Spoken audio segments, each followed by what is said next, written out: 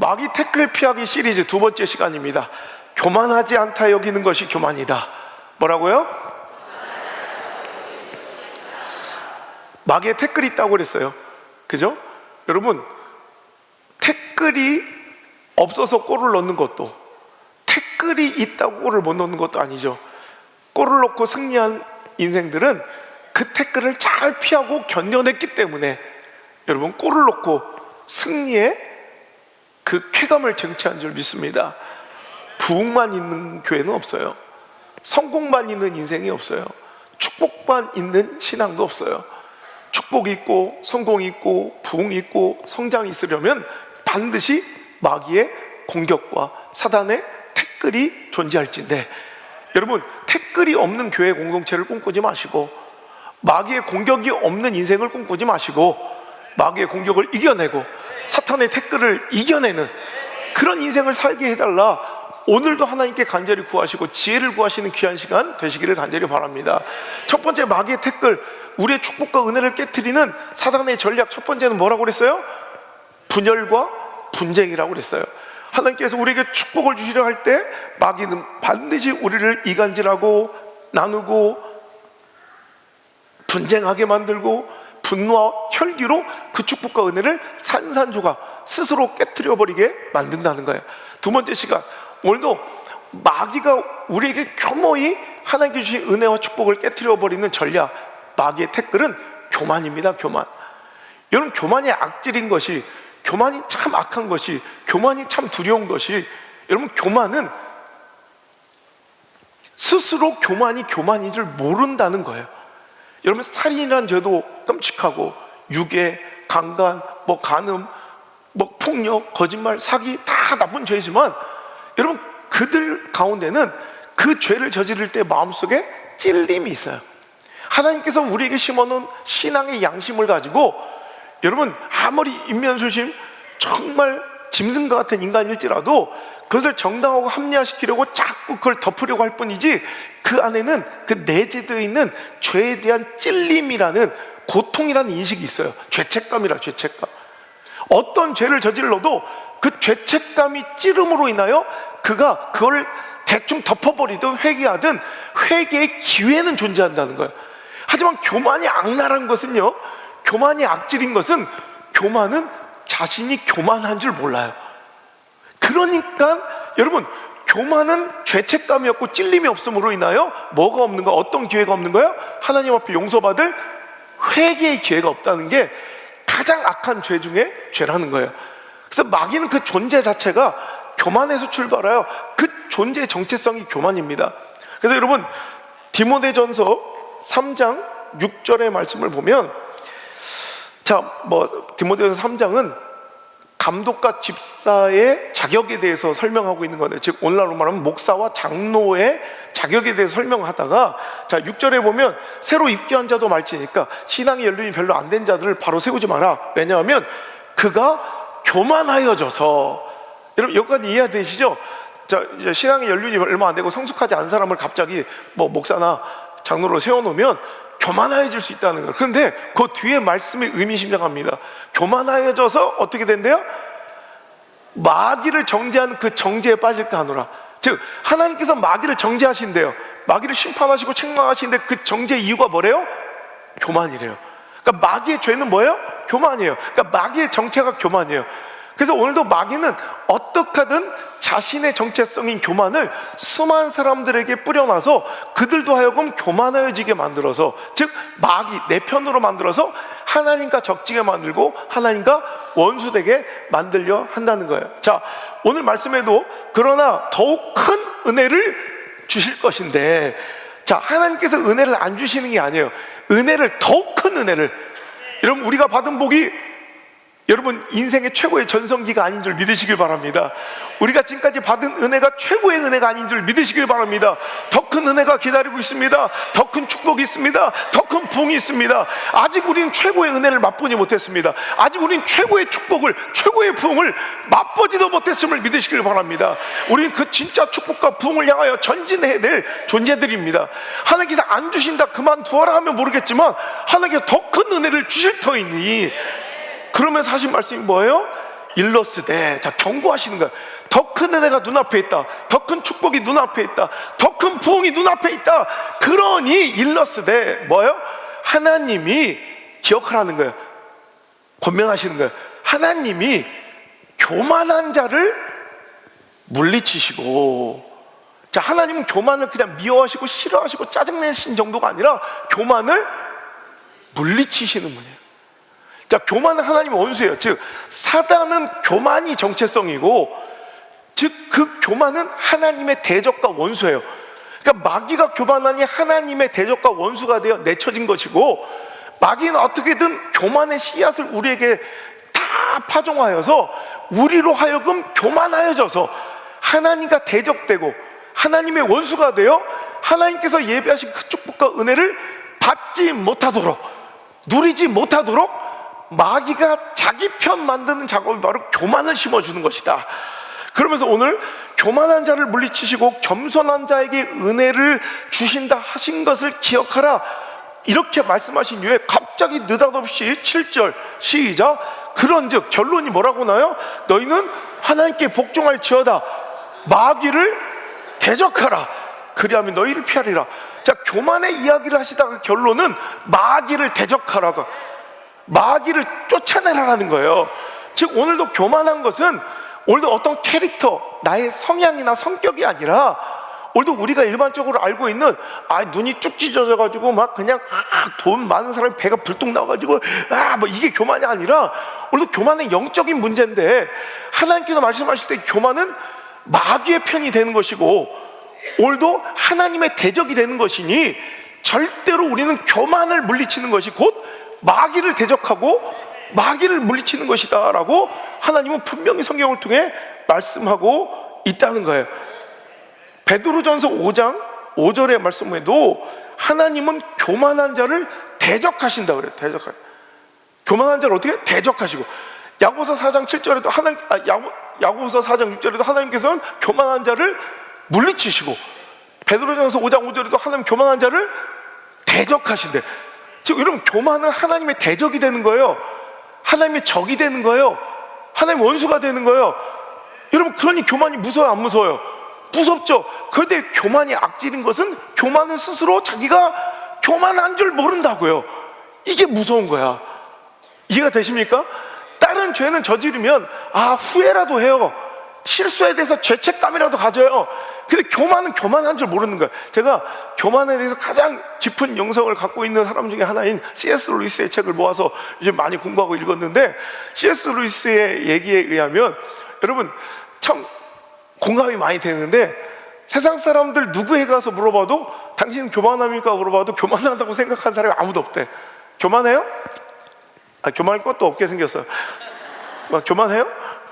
다 자기는 교만하지 않다고 생각하는데, 마치 운전하는 사람들한테 당신 운전 못해요? 그러면 다 운전하는 사람은 다 자기가 운전 잘한다고 생각하는 것처럼 나만 빼놓고 저는 운전을 못해요. 그런데 여러분, 사람들 가운데 자신이 스스로 교만하다고 여기는 사람이 없다는 거예요. 그런데 일부 인류 가운데 자기의 교만을 인정하는 유일한 족속이 있으니 크리스찬이래. 그렇다고 그리스도인 가운데 다 모두가 다 교만을 인정하는 게 아니라 기독교인 가운데 일부만이 교만을 인정한대. 대부분은 그리스도인임에도 교만을 인정하지 않는데, 유일하게 그래도 자신이 교만하다고 여기는 사람들은 다 그리스도인밖에 없대요. 굉장히 공감 가는 이야기고 정말 인사이트인 일. 그러니까 세상 사람들 중에 누구도 교만의 죄책감을 느끼지 않아. 근데 하나님 앞에 녹아지고 하나님을 만난 사람들은 자신이 교만한 걸 느껴요. 근데 여러분, 대부분의 사람들의 교만한 사람들은 자신이 교만한 줄 몰라. 자신이 겸손하다고 생각하는 사람이 가장 교만한 사람이고, 자기가 교만하지 않다고 여기는 사람이, 여러분, 그게 교만한 사람이고, 자기가 교만하다고 여기는 사람이 실은 겸손한 사람이래. 근데 그런 사람이 잘 있지 않다는 거예요. 그래서 여러분, 이 교만은 악질적인 것이 하나님과 우리의 관계를 파멸시켜 놓고서는 다른 죄들처럼 회개하여 돌이킬 기회조차 없는 가장 악질 중의 악질, 정말 스스로 파멸의 길로 치닫을 수 있는, 그러니까 오늘 이 말씀이 교만에 찔림과 죄책감도 없는 우리들에게 영적 민감함을 주어서 한 사람이라도, 저는 진짜 많은 거 바라고 쓰는 것이 아니라 아무쪼록 한 사람이라도, 아무쪼록 진짜 한 사람이라도 아이고야 내가 교만했구나. 여러분, 영적 민감함으로 분별하여 내가 교만을 인지하고 인식하고 겸손함의 자리, 하나님 은혜 주시는 그 자리로 돌아올 수 있는 기회 되기를 간절히 소망합니다. 그 주인공이 내가 되기를 원하시면 아멘. 여러분, 그럼 우리가 교만한지 안 한지 영적으로 어떤 체크리스트가 있어야 될 거 아니에요. 내가 교만한지를 알아야 회개하고 돌이킬 것인데, 여러분, 교만은 우리가 일반적으로 생각하는 막 그냥 눈 찢어지고 막 이렇게 하는 교만이 여러분 진짜 교만이 아니라 우리 가운데 은근하게 녹아있는 내가 교만이지도 알지 못했던 반응들이, 내 삶의 행동과 양식들이 교만이었다는 것을 오늘 말씀을 통해 깨닫게 되길 바라고, 궁극적으로 결론은 그 교만을 깨달았으면 처절하게 통회하고 회복한 다음에 하나님이 은혜 주신 그 자리로 돌아와야 된다는 거예요. 겸손의 자리로 돌이킬 수 있는 그 위대한 영적인 용기 있는 발걸음까지 이어질 수 있기를 주의 이름으로 축원합니다. 자, 여러분, 우리가 신앙생활을 하다 보면 굉장히 자기 애고가 강하고 자기 애가 강하고 자기 주장이 심각할 정도로 강한 교만한 사람들을 만나게 돼요. 자기가 다 옳아, 온 세상 만사를 다 판단하고 비난하고 정죄하기를 기뻐하며 자기가 모든 사람의 위에 있다고 생각하는 그런 사람을 만날 때 C.S. 루이스는 그런 사람들을 교회는 다니지만 종교 활동은 열심히 하지만 자신은 신실한 크리스찬이라고 스스로 믿고 있지만 실은 자기 스스로 상상 속에 만든 하나님을 섬기는, 즉 헛개비 같은 하나님을 믿고 있는 가짜배기 크리스찬이라고 단호하게 주장합니다. C.S. 루이스의 이야기에 따르면 그들은 자신이 만들어놓은 헛개비 환상의 상상력으로 만들어둔 그 하나님을 하나님이라고 부르는 거야. 그리고 그 하나님은 자기가 상상으로 만들어놓은 그 헛개비 신은 자기를 다른 사람보다 특별하게 여기며 다른 사람들보다 존재의 우월감으로 나를 창조하셨다고 생각하고, 오늘도 자기는 그래서 모든 사람 가운데 탁월하고 특별해서 누군가를 정죄하고 비난해도 되는 사람처럼 여긴다는 거예요. 이 사람들은 교회는 열심히 다니고 있지만 실은 하나님을 믿고 있지 않는 사람이라고 단호하게 얘기합니다. 여러분, 교만은 이렇게 무서운 거예요. 여러분, 이런 사람들은 신앙생활 가운데 두 가지 행동 양식과 반응이 특별하게 도출되어 나오는데, 여러분, 이 교만하면 교만한 줄 모르는 사람 가운데 여러분 잘 점검하세요. 내 신앙을. 그들에겐 두 가지 행동 양식 중에 하나가 자기 연민에 빠지기를 잘하고 자기 방어적 기제가 강하다는 거예요. 그 신앙생활하면 그냥 와서 행복하고 주님 안에서 은혜로서 그냥 누리면 되는데, 여러분 신앙생활 가운데 여러분 이거 되게 겸손해 보이고 처량해 보이고 되게 교만하고는 상관없어 보이는 자기 연민이 교만이라는 거예요.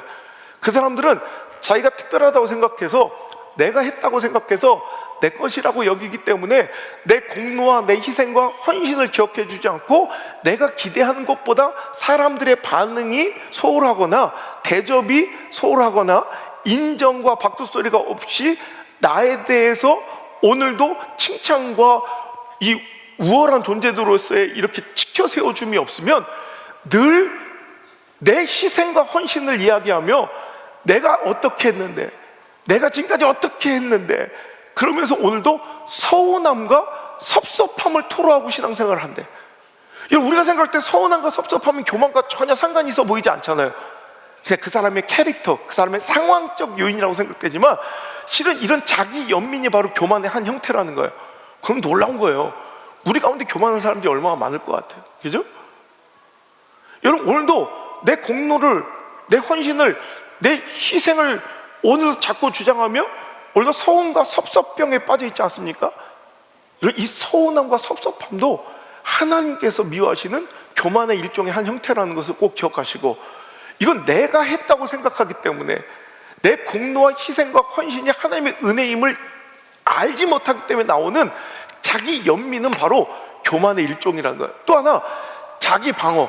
그러니까 오늘도 자기가 옳은 거예요. 자기 신념과 자기 주장과 자기 판단은 늘 옳아. 그래서 그것을 깨트리거나 그것에 대해서 훈육하거나 책망하거나 말씀과 충돌하면 견디질 못하는 거예요. 여러분, 교만은요 항상 이런 적대감으로 나타나요. 자기 방어적 적대감. 오늘도 그냥 내가 원하는 모습으로, 내가 바라는 형태로 그냥 모든 걸 맞춰줄 때만 신앙생활을 하는 사람들, 그거가 조금만 반대되고 충돌하면 그걸 견디지 못하고 이탈해야 돼. 그 은혜의 자리를 나는 견디지 못하는 거야. 그게 바로 교만이라는 거예요. 여러분, 이렇다면 교만한 사람은 엄청 많아요. 그죠? 여러분, 나만의 교만과 겸손의 모습을 보십시오. 그 인생을, 운명을 바꿨던 교만과 겸손 기억하십니까?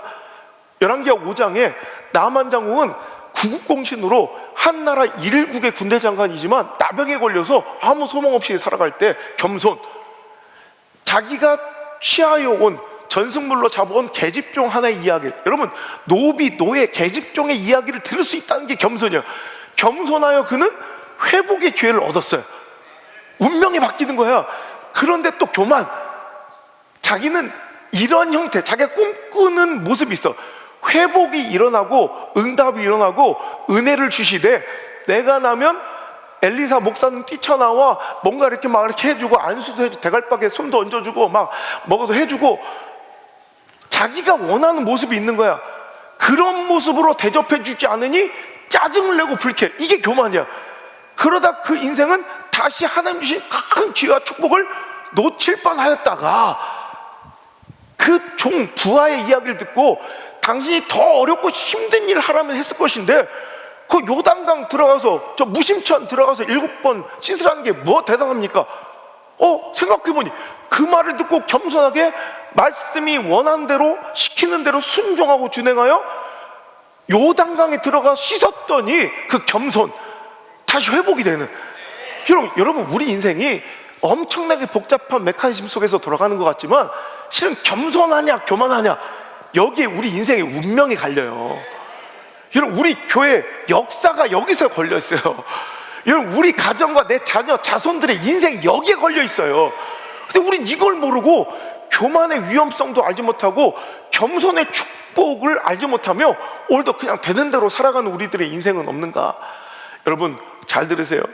교만은 우리가 생각하는 그런 형태로 나타나는 것이 아니라 신앙 속에 자기 연민, 섭섭함과 서운함, 자기 방어, 오늘도 자기가 옳다 주장하며 모든 것을 자기 뜻대로 임의대로 판단하고, 자기가 주장하는 바와 조금이라도 충돌하고 반대하고 여러분 다르면 절대로 용납하지 않는, 그것을 견뎌낼 수 없는 사람들이 바로 교만이고, 오늘도 여러분 그 자기 연민과 방어적 적대감은 반드시 싸움과 다툼을 이어요. 처음엔 사람과 사람 사이의 다툼처럼 보이다가 결국에는 말씀과 다투고 교회 공동체와 다투고 하나님을 대적하는 적대감으로 여러분 반드시 이게 퍼져가게 된다. 여러분, 마귀는 그래서 교만만 뿌리고 다니면 알아서 쪽박차고, 알아서 깨트리고, 알아서 쪼그라들고, 알아서 문 닫고, 알아서 교회는 무너지게 되는 걸 알기 때문에 자기의 정체성, 마귀의 씨앗인 여러분 교만을 여기저기 성도들의 마음에 막 흩뿌리고 다니는 거야. 오늘도 여러분 신앙생활을 하는데 여러분, 내가 사소하게 넘겨버렸던 서운함과 섭섭한 마음, 오늘도 이것은 자기 공로를 주장하는 일종의 악한 교만의 한 형태이고, 자기 방어, 오늘도 자기와 주장이 다르고 자기 원하는 모습대로 이루어지는 은혜가 아니면 그것을 거부하고 참을 수 없어 하는 자기 방어적 기대조차도 나만처럼 이게 교만의 모습인 것을, 축복을 깨뜨리고 나에게 일어날 엄청난, 내가 꿈꾸지도, 내가 기대하지도, 내가 알지도 못하는 어마어마한 역사가 시작될 그 은혜를 스스로 발로 깨트려버리는 엄청난 후회할 일이라는 걸 꼭 기억하시고, 교만하면 그 교만을 깨트릴지어다. 아니면 하나님이 대적하시고 하나님이 물리치시고 하나님이 그 교만 깨트리기 전에 내가 스스로 그 교만을 깨트려야 된다는 거야. 교만하면 일어나는 가장 큰 여러분 형태의 증거가 바로 은혜가 없어. 희한하죠. 교만하면 은혜를 못 받아. 똑같은 장소에 똑같은 말씀과 똑같은 찬양과 똑같은 예배 속에 있는데 교만하면 은혜를 못 받아. 신기한 거, 다 은혜 받고 눈물 흘리고 있는데 하나님만 멀뚱멀뚱 눈알을 치면 저건 왜 우는가, 저거는 뭐 하는가, 저거는 뭐 하는가, 그렇게 판단만 하고 점수 매기고 앉아있는 사람들을 보면 그게 더 신기해. 근데 그건 당연한 거예요. 내가 은혜 안 받기로 작정하고 내가 은혜 안 받으려고 거부한 게 아니라 하나님께서 그 교만을 보시고 절대로 그런 자들에게, 자, 오늘 말씀처럼 하나님께서는 교만한 자를 물리치시고 겸손한 자에게는 은혜를 주신다. 그러니까 은혜가 없다는 것은 내가 겸손하지 않다는 거예요. 여러분, 은혜 받을 사람들은요, 여러분 교회 나올 때, 예배 나올 때, 여러분 내가 뭔가를 주장하러, 내가 뭔가 지시하러, 내가 판단하러, 내가 점수 매기러, 내가 비난하러 나오지 않아요. 내가 여기에 이 은혜가 없으면 내가 살아갈 수 없는 목마른 사슴처럼, 정말 오늘 이 은혜는 나의 선택적 필요가 아니라 정말 이건 절대적 필요야. 이거 없으면 죽어. 여러분, 숨 쉬고 안 쉬고를 선택한 사람 있어요? 그런 사람 있었으면 지금 여기 없어요. 다 죽었지. 5분만 내가 숨 안 쉴래, 뭐 이런 사람 없잖아요. 여러분, 은혜는 우리의 호흡이에요. 그러니까 여러분 죽는 거야. 그런 사람이 이 간절함으로 나올 때 여러분 미친 듯이 나와서 막 은혜를 사모해야 돼. 근데 여러분, 이게 겸손하며 나의 무능함, 나의 무지와 나의 연약함을 하나님 앞에 인정하고 정말로 주님 앞에 간곡히 엎드려 그 은혜를 갈망할 때 하나님께서는 그런 자에게 은혜를 주신다는 거예요. 그러니까 예배는요, 내가 2부 예배 때도 이 예배는 보는 게 아니에요. 여러분, 혹자는 뭐 장로인데도 그런 말을 쓰는 사람, 아니 목사인데도 그런 말을 쓰는 사람들이 있어요. 예배 본다, 예배 본다. 예배는 관람하고 보는 게 아니에요. 예배는 드리는 거예요.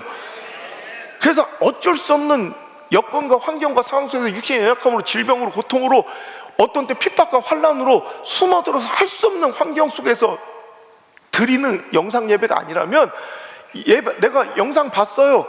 영상 본 거는 예배 드린 게 아니에요. 여러분, 예배를 본 것은 예배를 드린 것하고는 다른 거예요. 예배는 내 시간을 깨트리고 내 우선순위를 박살내고 내 스케줄을 찢어버리고 내 감정과 관계를 다 내려놔야 드릴 수 있는 거예요.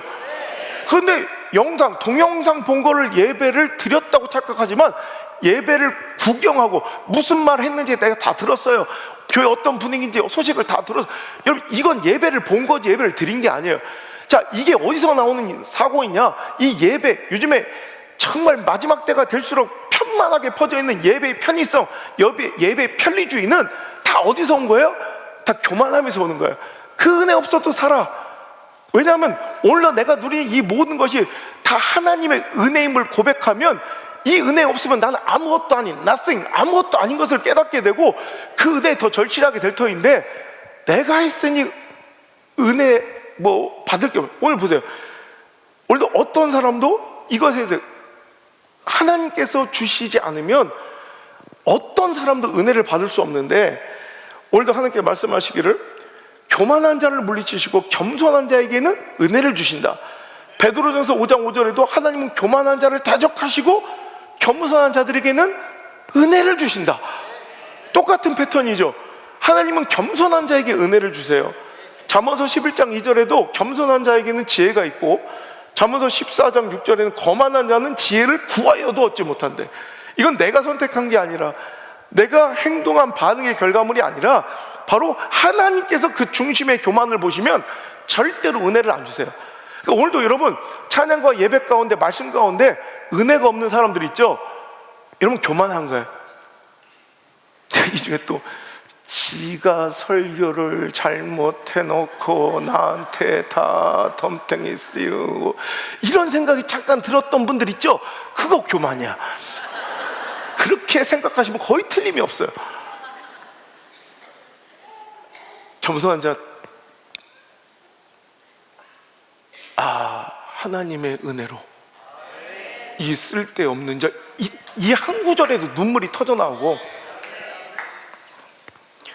그냥 목회자가 말씀 들고 강단에서 그 모습만 봐도 눈물이 나고.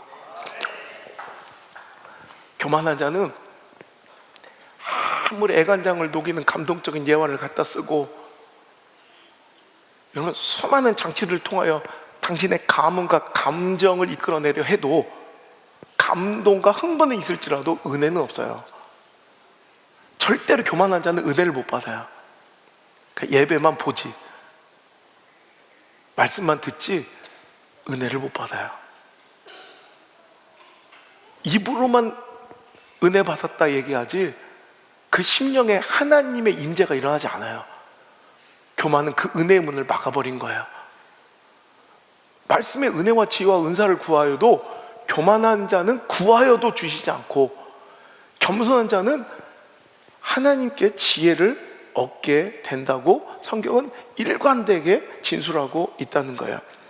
여러분, 자신의 부족 때문에 그래서 우리는 절망하지 말고 대신 마음이 상할 정도로 상한 마음 심령으로 자신의 무지무능을 깊이 인식할 수 있는 겸손한 사람이 돼야 합니다. 우리 하나님은 우리의 실수, 우리의 범죄, 과거의 실패, 정말 기억하기도 싫은 수치심, 자신의 연약함, 무능 때문에 내 안에 문드러지는 그 상한 심령을 한 번도 천지 창조의 순간부터 오늘 이 순간까지 단 한 번도 멸시해 본 적이 없으신 분이에요. 오히려 그런 자들에게 은혜를 주세요. 과거의 실패와 수치심, 연약함, 무능과 무지를 가지고 나와서 주님 앞에 바짝 엎드려 마치 양초가 벽난로 앞에서 녹아내리듯 내 영과 심령이 다 녹아내려져 밑바닥으로 엎드려 주님 은혜를 간구한 자에게, 목마른 사슴처럼 달려온 그 은혜를 청하는 자들에게 하나님 반드시 은혜를 주시지만, 아무리 고매하고 풍족하고 세상 속에서 존귀하고 명예 있는 자일지라도 그 마음에 교만이 깃들어 있는 사람에게는 하나님이 절대로 결단코 은혜를 허락지 않으시고, 그뿐만 아니라 그를 대적하시고 그를 물리치시기에, 마귀는 이 교만 하나 뿌려놓고 그 마음에 뿌리 내려놓으면 하나님이 알아서 내치시고 물리치시기 때문에 우리는 회생의 기회가 없는 거야. 여러분, 정말로 그래서 교만을 두려워해야 돼요. 교만을 인지할 수 있는 영적 분별이 있어야 되고 그 영의 민감함이 있어야 돼요. 오늘 여러분 다 체크리스트. 내 마음에 신앙생활하면서 뭔가 사역하면서 서운함과 섭섭함이 많다. 두 번째, 오늘도 뭔가 그냥 적개심과 분노와 비판이 많고 뭐 이렇게 사람들에 대한 판단이 많다. 이게 자기 방어적 기제. 그리고 요즘에 은혜를 못 받는다. 이게 교만일 줄이야. 이게 소망 없는 영적 나병, 팔다리가 잘려나고 쥐가 파먹어도 고통을 느끼지 못하는 교만의 영적 나병이라는 걸 꼭 기억하셔야 돼요. 그리고 가장 큰 특징, 교만한 사람은 감사가 없어. 여러분, 어느 순간 내 입술에 감사가 없고 내 마음에 감사가 없고 불평과 원망과 비판과 비난이 난무하거든, 내가 교만했다 여기시면 돼. 상대가 몰상식하고 상황이 처절해서 당신이 불평하고 원망하는 게 아니라 당신이 지금 교만해졌기 때문에 그래. 여러분, 교만하면 절대로 감사가 여러분 있을 수가 없어. 왜? 교만은 뭐냐면 내가 했다고 여기는 거야. 그리고 내가 할 수 있다고 여기는 게 교만과 자만이에요. 그러니까 교만은 오늘도 내 삶에 이루어진 그 모든 것들이 누가 한 거야? 하나님의 은혜예요? 아니면 내가 한 거야? 여러분, 은혜는 뭐예요? 자격 없는 자에게 공짜로 내가 뭐 어떤 대가를 지불한 게 아니라 그냥 주신 게 은혜예요. 근데 여러분, 내 공로의식이 있어. 내가 한 거야. 그럼 여러분, 내 건데 뭘 감사해? 내 돈 갖고 내가 썼을 때 내가 이러는 거 뭐 내 건데 내 뭐에 감사해? 오히려 그러니까 더 섭섭과 서운함만 많고 불평과 원망만 더 들고 비판과 정죄와 난무하는 이유는 감사가 없어서 그래요. 은혜가 없는 이유는 여기 감사에 시작되는 건데 이 모든 것이 하나님의 은혜인 줄 망각하는 거예요. 자, 마치 신명기 8장 12절 이하의 말씀처럼, 자, 우리 이 말씀을 꼭 잘 새기고 오늘 하나님께서 무언가 복을 주시고 은혜롭게 해주시고 축복해 주시고 성공케 하시고 우리에게 번영을 주시고 부흥을 주시고 그래도 속에 이런 성과와 영향력을 주셨을 때 우리 교회 공동체와 우리 가정들이 정말 잘 들어야, 가슴에 새겨야 이 축복이 그냥 무의로 돌아가지 않고 다음 세대 우리 자녀들까지 이어질 수 있는 진짜 축복이 되는 거니까 잘 기억하셔야 돼. 가슴에 새겨야 돼요. 시작. 네가 먹어서 배부르고 아름다운 집을 짓고 거주하게 되며 또 내 소와 양이 번성하며 내 은금이 증식되며 내 소유가 다 풍부하게 될 때 내 마음이 교만하여 내 하나님 여호와를 잊어버릴까 염려하노라.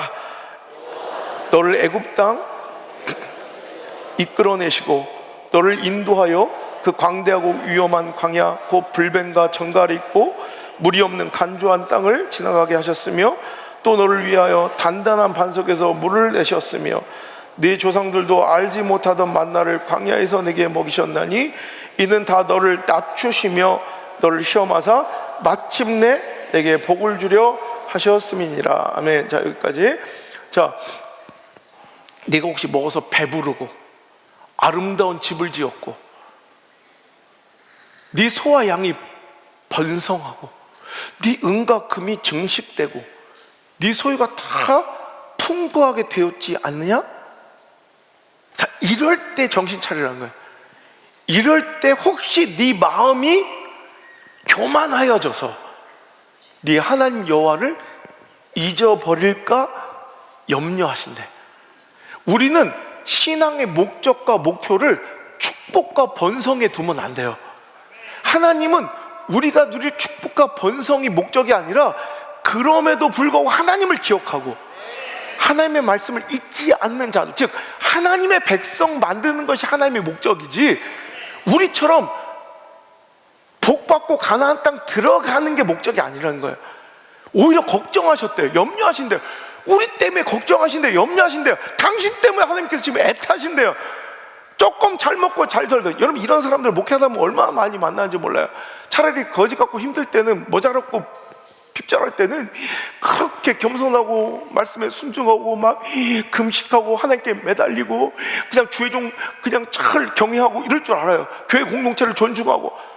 좀 어느 순간 하나님께 복을 주시고 배가 좀 부르고 은금이 증식되고 좀 풍부하면 이제 머리 꼭대까지 교만이 차가지고 이제 어느 순간 우시아처럼 이제 하나님께서 주신 그 축복과 은혜를 내 것이냐 착각하며 선을 넘어 영적인 범위까지 판단하고 자기가 제사장 짓을 하려고 그래.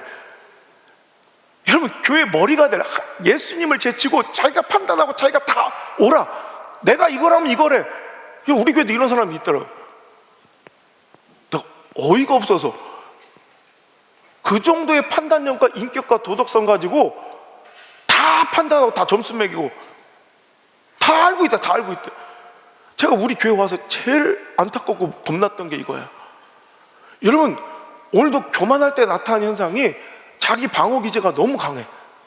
여러분, 이러다 보면 여러분 나중에 끔찍한 사태로 치닫게 됐는데 내가 선악과를 따먹은지도 모른 채 지금 하나님 되어가는 거야. 내가 교만할 때서 하나님 되어는 하나님처럼 되고 싶은 거야. 여러분, 차라리 그럴 바에는 복을 안 받는 게 나아요. 사울의 축복을 보면 왕관 안 쓰는 게 나아. 차라리 겸손한 하나님의 은혜와 동행하심을 끝까지 맛볼 수 있어라면 차라리 그 복 안 받는 게 나아. 오늘 여러분, 하나님 주신 축복이 교만의 도구와 통로가 되지 말고 그 은혜를 은혜인 줄 알아야지 내 공로인 줄, 내가 했고 내 덕이고 내 공이고 내 것인데, 여러분 그러면 당연히 뭐가 없겠어요? 감사가 없을 수밖에 없죠. 내 공이고 내 덕이고 내 것인데 뭘 감사해? 근데 여러분, 하나님 분명히 말씀하시는 거, 네가 풍족하고 풍부하고 네 은금이 증식되고 번성하면 그것이 어디로부터 근원했는지 절대로 잊지 마라. 누구? 여호와께로부터 근원했다는 걸 제발 잊지 말라고 염려하시며 애타시며 말씀하시는 거예요. 우리 근데 그때 거 신경 써서 빨리 가나안 땅에서 축복받고 응답받고 성공하기를 기대하고 내 자식 어디 대학 들어가고 잘 되고 직장 들어가길 원하지, 그 뒤에 일을 우리는 여러분 두려워하지 않는 거야. 차라리 하나님을 잊어버릴 축복이라면 안 받는 게 낫다는 거예요. 여러분, 그러니 어느 순간 감사가 사라진 인생을 살고 그 대신 불평과 원망만 하고 살아가지만, 하나님께서는 낮추심의 이유가 여러분 우리를 진짜 깨트리시고 우리를 핍절하게 만들고 우리를 뭐 없이 보이게 만드는 것이 아니라 마침내 복을 주려 하시요. 광야에서 우리를 힘들게 하시는 게 아니라 마침내 우리를 낮추셔서 하나님 의존적인 존재, 하나님 아니면 못 사는 어린 아이 같은 젖먹이 같은 그런 하나님의 자녀 만드셔서 마침내 파이널리 끝끝내 궁극의 목적은 뭐예요? 복 주신 거예요. 복 주신 거. 진짜 복, 큰 은혜, 큰 축복, 큰 부흥, 진짜 은혜를 주시려 하시는데 우리는 오늘도 이것이 다 내가 한 줄 알아. 그러니까 17절, 그러나 네가 마음에 이르기를 내 능력과 내 손의 힘으로 내가 이 재물을 얻었다 말할 것이라. 네 하나님 여호와를 제발 기억하라. 그가 내게 재물 얻을 능력도 주셨다. 내가 한 것 같지만 그 능력, 그 재물 내가 번 것 같고 내가 이룬 것 같지만, 물론 형태적으로는 보여지는 이런 현상적으로는 내가 한 것처럼 보여. 하지만 그 능력조차도 누가 주신 거라고요? 하나님이 주셨다는 걸 잊지 말라.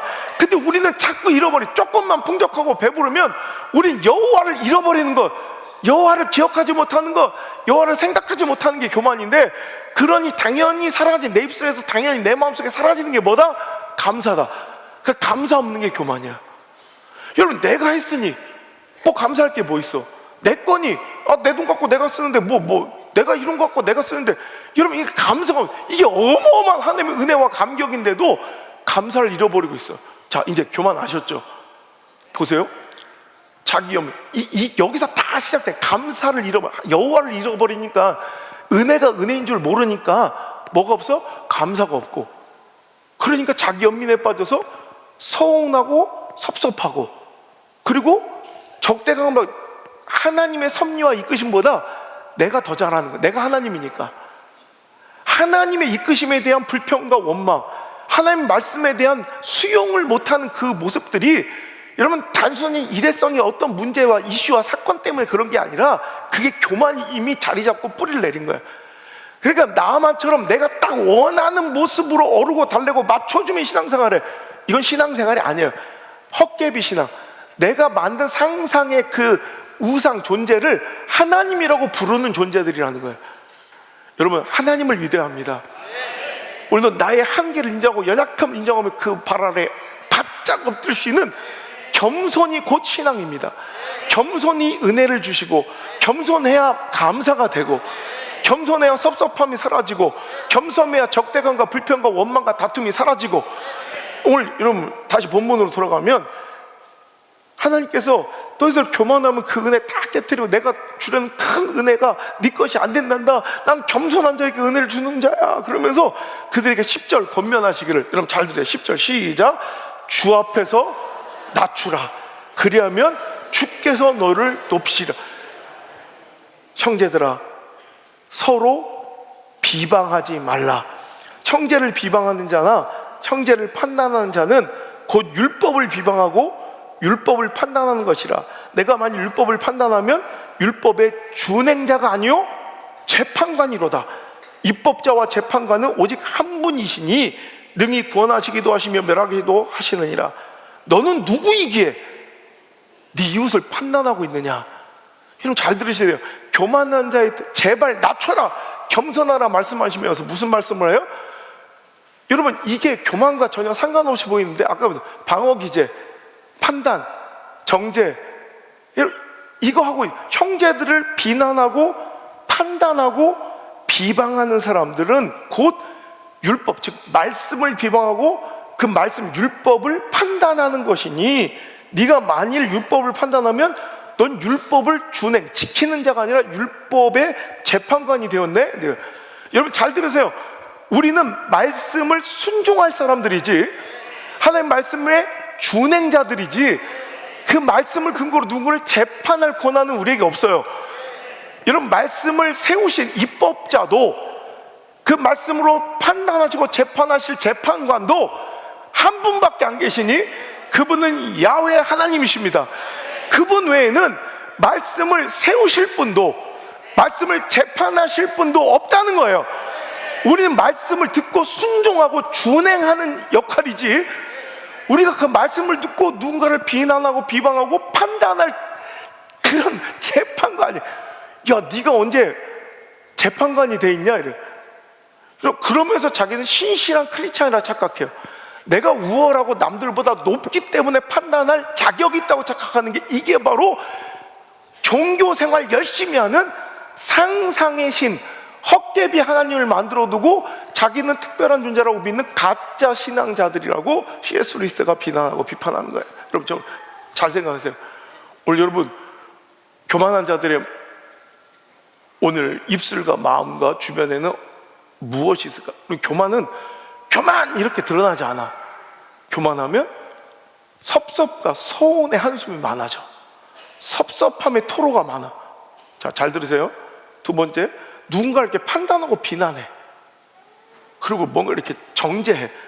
어느 순간 말씀의 재판관이 하나님처럼 말씀을 준행할 역할이, 그러니까 롤을 잘못 잡은 거야. 난 역할이 뭐예요? 말씀을 받아서 순종하는 자예요. 믿습니까? 근데 말씀 어느 순간 말씀을 근거로 판단하는 재판관이 돼 있다. 그러니까 그 주변에 싸움이 많아. 여러분 한번 체크해 보세요. 비판과 정죄가 많고 싸움이 많아. 자, 교만하면 서운과 섭섭해, 토로가 많고 비판과 비난과 정죄가 많고 그러니까 다툼이 많아. 그리고 은혜를 못 받아. 이 사도님들 은혜가 안 된다. 어? 6개월 되니까 이제 안 목사 이제 약발이 다 됐나 봐. 나도 열심히 할 건데 자기들의 문제는 아닌가 생각해 보자는 거예요.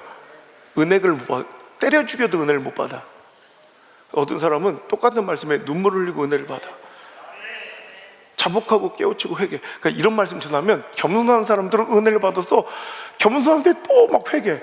그래서 교만한 자들은 저거 회개하고 있네. 저거 들었네. 저거 잘하고 있네. 그 시간에도 또 판단하고 있어. 네 번째, 교만한 사람들은 감사가 없어. 맨날 불평만 있고, 여기는 이게 안 되고 이게 그거 다 맞춰주면 이제 은혜 받고 막 감사하면서 행복한 신앙생활 할 것 같지? 아니야. 교만한 사람은 주님 다시 오실 때까지 그 짓만 해요. 그러니까 그거를 타협하고 맞춰주는 게 아니라 마귀를 대적하라. 그럼 그 마귀도 내가 상대를 잘못 골랐구나, 너를 피할 것이다. 근데 그 교만의 마귀와 타협하고 손을 잡으면 우리가 잘 아는 것처럼 잠언서 16장, 여러분 우리 8절의 말씀, 잠언서 16장 18절의 말씀, 교만은 패망의 선봉이다. 와, 거만한 마음은 넘어지면, 자, 뭔 얘기예요? 교만하면 결국 필망, 망하는 길로 가는 것이고, 거만한 마음이 있으면 반드시 그는 넘어지게 되는 필연적 결말을 향해 가고 있다. 그러니까 여러분 인생 가다가 확 꼬꾸라지면 되겠어요? 우리 교회 가다가 막 확 꼬꾸라지면 되겠어요? 우리 교회가 막 잘 나가는 것 같다 망하면 되겠어요? 근데 망해가고 넘어지고 있다면 교만이야.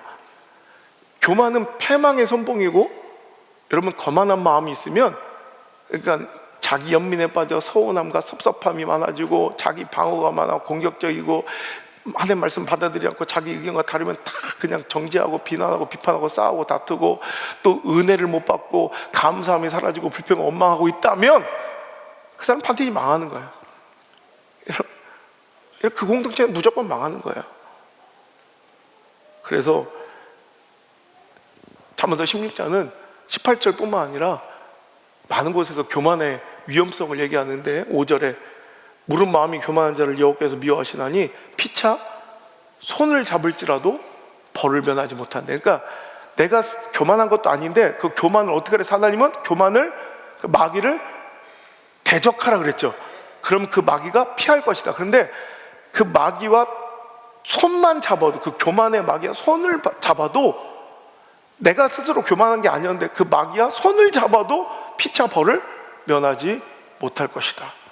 그러니까 여러분 오늘 보면 상황과 이슈의 문제라고 마귀는 우리를 자꾸 속여요. 이건 이 상황 때문에 그래.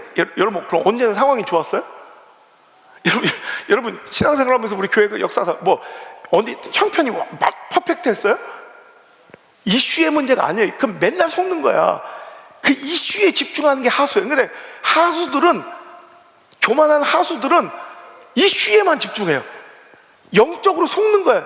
이슈가 문제가 아니라, 그 상황이 문제가 아니라, 그 문제가 아니라 마귀한테 속는 거예요. 지금 교만의 함정에 빠진 거야.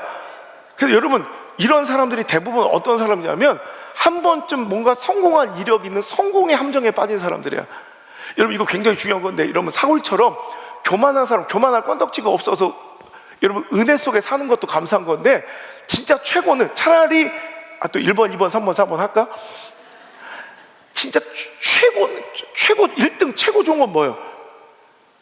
축복받았고 성공하고 높아지고 존귀하고 부흥했는데도 겸손해. 이 축복을 받을지어다. 2등은 뭘까? 부서지고 박살나서라도 겸손해. 여기서 2등을 또 은금이 풍성해서 교만한 걸 2등으로 치는 인간들, 이게 교만한 거예요. 여러분 우리는 망하고 무너져서라도 겸손한 자가 돼야 돼요. 하나님의 원수가 되면 안 돼. 이게 2등이야 3등은 축복받고 금은보화가 풍성하고 부흥해서 교만해져. 이게 어떻게 돼? 잠깐 어떻게 돼? 야, 좀만 기다려봐. 다 끝났어 이제. 여러분 근데 4등은 뭐예요? 4등은 거지 같은데 교만해. 이건 첫째. 근데 제가 목회해 보니까 쥐뿔 아무것도 거지 같은데 교만한 사람이 더 많아요. 놀랍게도. 근데 오늘 이 시간에도 웃으면서 이 말씀을 들어. 근데 은혜 받을 사람은 진짜 이 말씀에 또 겸손해. 하나님 은혜 주시니까 거기서 또 더 잘해. 교만한 사람은 절대로 여기서 은혜를 못 받아요.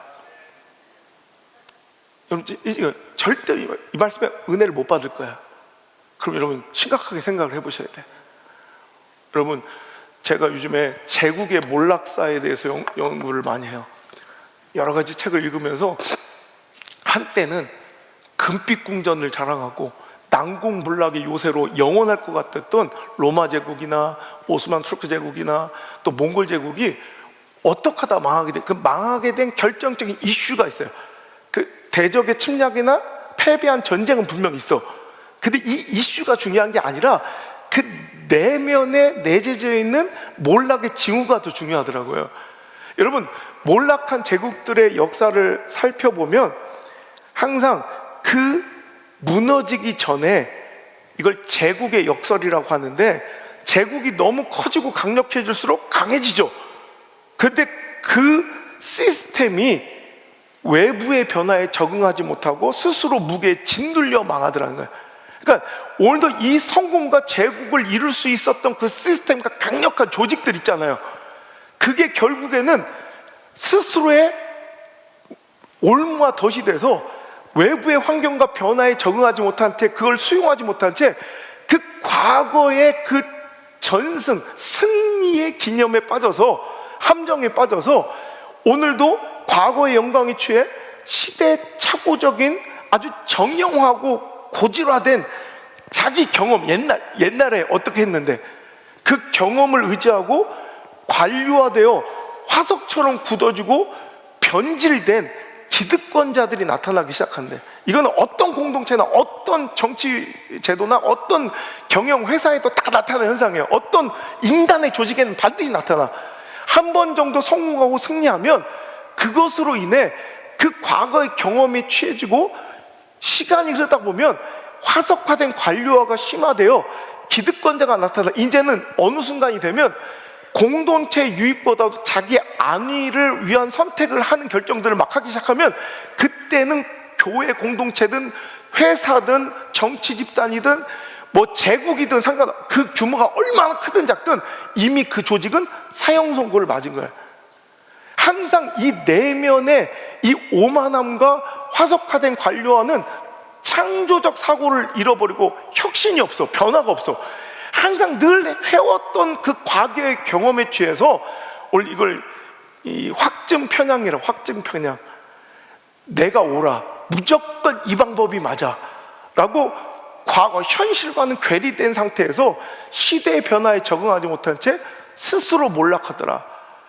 이것을 성공의 함정이라고 불러요. 역사학자 아놀드 토인비는 제국은 외부의 적에게 패배하기 이전에 스스로 내부의 모순으로 먼저 무너진다. 그래서 이런 한번 성공했던 함정에 빠져있는 제국들은 이 수순을 따라 몰락했다는 거예요. 교회도 마찬가지예요. 기업도 마찬가지예요. 어떤 조직과 공동체도 마찬가지예요. 과거의 성공, 그때에는 참 특정 어떤 시대와 그 상황에서는 최고의 효율을 발휘했던 시스템과 제도일지 몰라도, 군사력과 경제 모델이었을지 몰라도, 시간이 흐르며 오히려 그것이 자기의 확증 편향이 되어 제국을, 공동체를 몰락시키는 함정이 되었다는 거예요. 이게 맞아, 이것만 맞아. 아니, 더 나아가서는 온 세상이 자기를 중심으로 돌아가고, 여러분, 우리도 이런 확증 편향에 빠져 있으면 안 돼요. 우리가 세상의 중심인 줄 알면 안 돼. 우리가 기준이고 진리라고 생각하면 안 돼요. 여러분, 이 오만함이 제국도 멸망시키는데 이까짓 거 교회 하나 무너뜨린 건 아무것도 아니에요.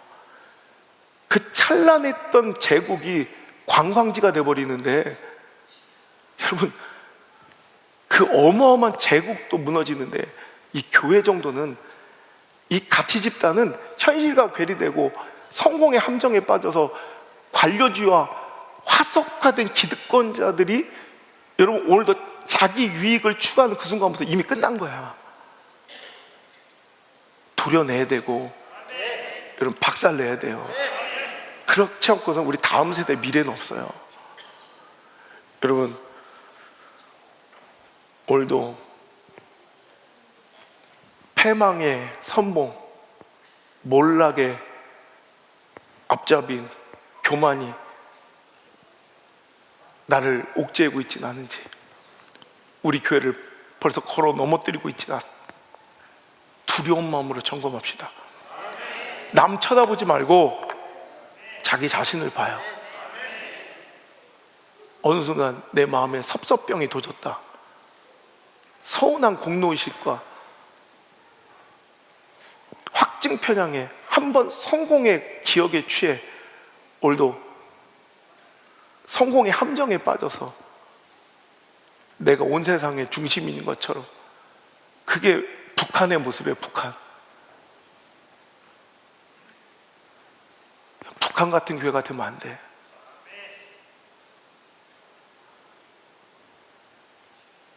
적대적이고 다툼과 비난과 비방, 재판관과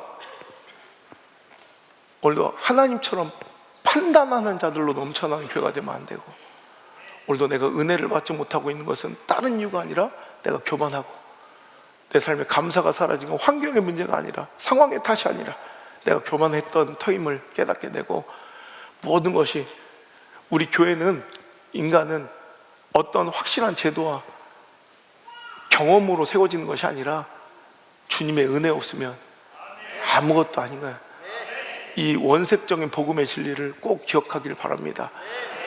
교회 에클레시아, 그 은혜 입은 자들이 모이면 세상에서 감당할 수 있는 가장 강력한 공동체가 교회이지만, 그 은혜 아니면 우리는 아무것도 아닌 존재가 된다는 걸, 이 원색적인 복음을 잃지 않는 우리 사랑하는 물맷돌 중앙의 모든 성도들 되시기를 주의 이름으로 축복합니다.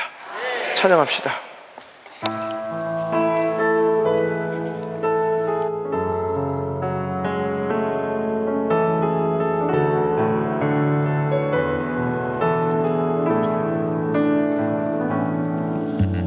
주 나의 모습 보네, 상한 나의 맘 보시네. 주 나의 눈물 안에 홀로 울어만 하시네. 다시 한번 주 나의 모습 보네. 주 나의 모습 보네,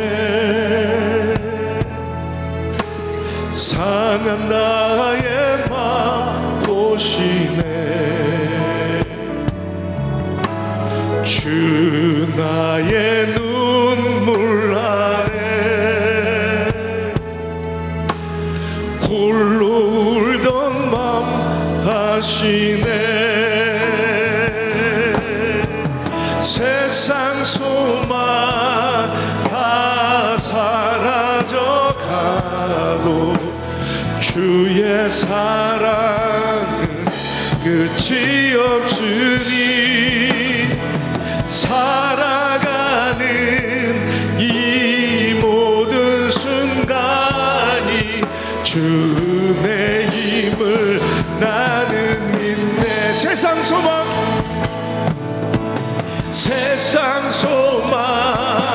다 사라져가고 주의 사랑은 끝이 없으니 살아가는 이 모든 순간이 주 은혜임을 나는 믿. 주 사랑 내게 있네. 주 사랑 내게 있네. 그 사랑이 날 채우네. 아멘. 주 은혜 내게 있네. 그대로 날 세우네. 주 사랑 내게 있습니다. 주 사랑 내게 있네. 그 사랑이 날 채우네. 주 은혜 내게 있네. 그대로 날 세우네. 세상 소망 다 사라져가도 주의 사랑은 끝이 없으니 살아가는 이 모든 순간이 주 은혜임을 나는 믿네. 세상 소망 다 사라져가 주의 사랑은 끝이 없으십니다. 그 은혜가 아니면 우리는 살아갈 수가 없습니다. 그 은혜 없이는 살 수 없는 존재임을 시간 심령 가운데 중심으로 고백해 드립시다. 오직 주 은혜임을 나는 세상 소망 다 사라져가도 주의 사랑은 끝이 없으니 살아가는 이 모든 순간이 주 은혜임을 나는 믿네. 세상 소망 다 사라져가도 주의 사랑은 끝이 없으니 살아가는 이 모든 순간이 주 은혜. 이 은혜를 느껴야 합니다. 다시 한번. 세상 소망 다 사라져가도 주의 사랑은 끝이 없으니 살아가는 이 모든 순간이 주 은혜임을 나는 믿네.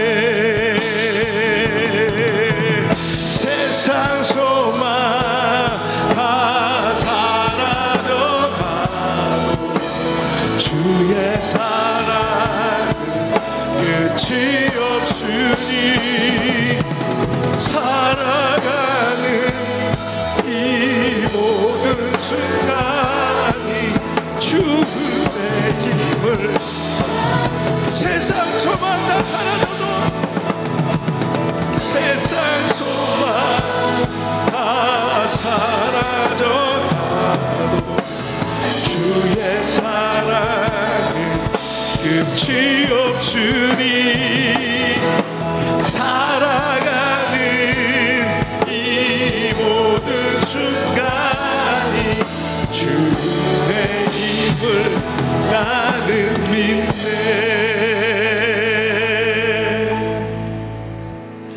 세상 소망 다 사라져 가도 주의 사랑은 끝이 없으니 살아가는 이 모든 순간이